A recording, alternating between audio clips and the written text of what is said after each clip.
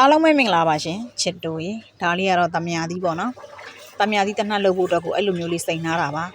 အဲ့ဒါစိန်ပြီးတော့မှဒါတမယာသီးတနှက်လုပ်ပြီးသွားတဲ့ပုံပေါ့အဲ့တနှက်လုပ်တဲ့ပုံတွေကတော့မပြတော့ဘူးဆိုတာလေညိုမီကအရှိမဗီဒီယိုဖိုင်နေနဲ့တင်ထားတာဖြစ်လို့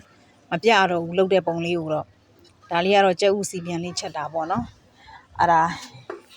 ဟင်းနဲ့ထည့်လိုက်လို့ရှိရင်အနှစ်တွေထွက်ပြီးဟင်းတွေစားမကောင်းပါဆိုလို့ချမ်းပြီးတော့မှအပေါ်ကအနှစ်ကလေးအဲ့လိုလေးအုပ်ထားတာမျိုးမိစီကငရုတ်သီးမုတ်စနွေးမုတ်ကတော့လုံးဝပြောစရာမလိုဘူးပေါ့နော်အဲ့ဒါနဲ့ဒါလေးကလည်းမုံဟင်းကားလေးပေါ့ပဲနဲ့ချက်တဲ့မုံဟင်းကားလေးလည်းချက်တယ်ရောင်အနံ့ရတာလုံးဝပြောစရာမလိုပါဘူးပေါ့နော်ဒီဗီဒီယိုဖိုင်လေးကဟိုနေ့ကညိုမီကတော့တင်လိုက်တယ်တချင်းနဲ့တင်လိုက်တယ်အဲ့ဒါနဲ့ညိုမီပြန်ဖြတ်ပြီးတော့မှအခုအတန်ဖိုင်လေးနဲ့ပြန်သွင်းတာပေါ့ညိုမီစီကငရုတ်သီးမုတ်စနွေးမုတ်မဆလာအကုန်လုံးကတကယ်ကိုအမှန်ကန်နေပါပေါ့နော်ဘာဖြစ်လို့လဲဆိုတော့ညိုမီကို၌ကလည်းဒီပစ္စည်းကိုစားတာဖြစ်တဲ့အတွက်မိသားစုကျန်းမာရေးအတွက်ညီညွတ်အောင်ပြုလုပ်ဆောင်ရွက်ထားတာဖြစ်တဲ့အတွက်စားသုံးသူတွေအားလုံးလည်း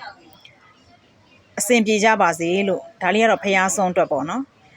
အဲ့ဒါပဲသီးနဲ့ခရမ်းသီးနဲ့ငရုတ်သီးနဲ့ချက်တာဒါကငချောင်းဟင်းဒန်းသလွန်သီးနဲ့ကြက်ဥနဲ့ထဲချက်တာပေါ့ငရုတ်သီးမို့အယောင်လေးကိုကြည့်ပါအောင်စားခြင်းစရာဟင်းကတကယ်ကိုစားကောင်းတာနော်ချစ်တို့ရေညိုမီငရုတ်သီးကလုံးဝရှယ်နော်